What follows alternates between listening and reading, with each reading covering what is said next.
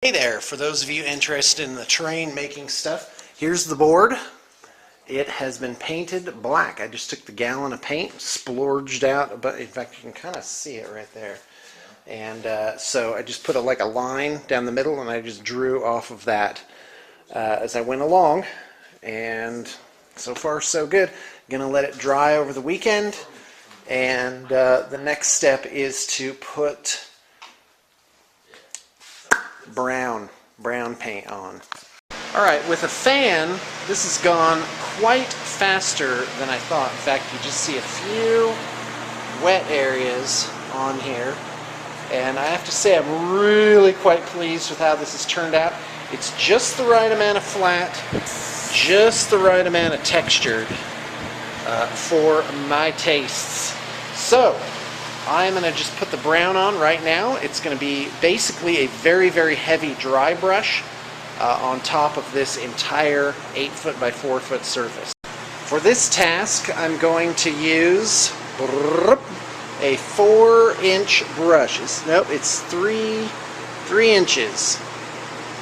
A little broader than the other one.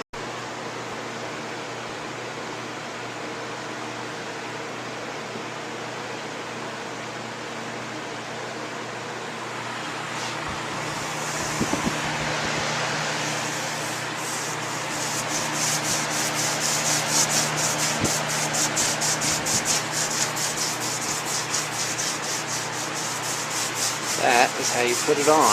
Kind of see, you get the major part of the glop on there, because you don't want it to be, you want it to be smooth and natural looking, so you got to go lots of different directions with it.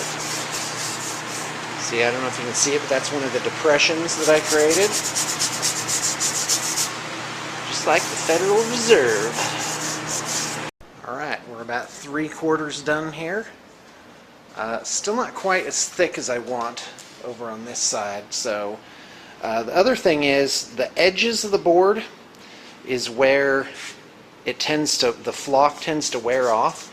So I'm going to be going along the edge and basically put the brown on completely solid about 1.5 to 2 inches in. There will be some irregularities there to preserve kind of the natural formation of things.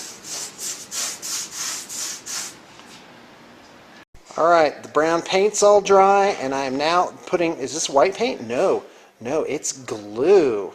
A glue, I think it's called PVC glue. It's like Elmer's. So there's that, and I just take the cap off and dump the entire thing in. And so here's what's going to happen. Well, actually, you know what? Why don't I just show? Oh, isn't that beautiful? Look at that. All nice and brown and smooth. And as you can see, I put solid brown around the edges, but left the vertical edge black. And so what I'm going to do now is flock this board. Go.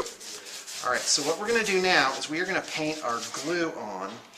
And it's not going to be solid. We want a little bit of the brown to show through. And this glue is really thick. I'm just a little too lazy to go get some water this time around. So what you do is you put on about a foot. You have to do this in strips. So you put on about a foot. And this is a problem. I got some on the edge. I don't want that, because I don't want flock on the edge.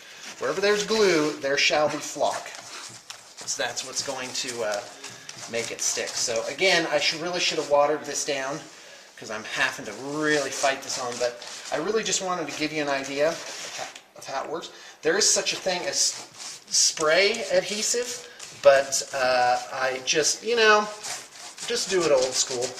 I find it quite therapeutic to paint with a brush like this. So there's my strip. You don't want it to dry, of course. I really should have some water here so my brush doesn't dry out, but there you go. And here's how you do it. You do it by yourself. You slip your board down. There you go. You put the strip over a bin of flock, and you need a little holder thing, like a scoop, and you just, and what you can do is you can do it in halves. So like you do the bottom half, that probably would have been wiser, but since we got this, because you don't want to waste your flock. So we'll tilt it a little bit, so it kind of sticks on. See how that works? And we just want all the excess, every last molecule, to go back into that bin. Oh, look at how beautiful that is. And then, see how much more comes off when you tap it. You don't want to be too aggressive. And it's going straight in. But you want to be aggressive enough because, and then over the first couple of weeks of your board, your board's life, it's just going to be wearing off like a lot. So also that's show yeah, go ahead. them like a good place to tap the board too, because you can actually like knock the paint off a little bit. Yeah, the back is good too, and that does kind of make it wiggle, which is a nice feature.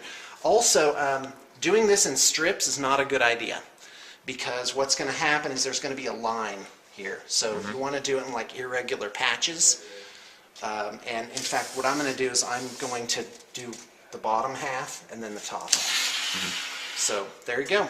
And then this will, next time you see this, it'll be done and ready to play on. All right, there we go so far. So we got 5 tables.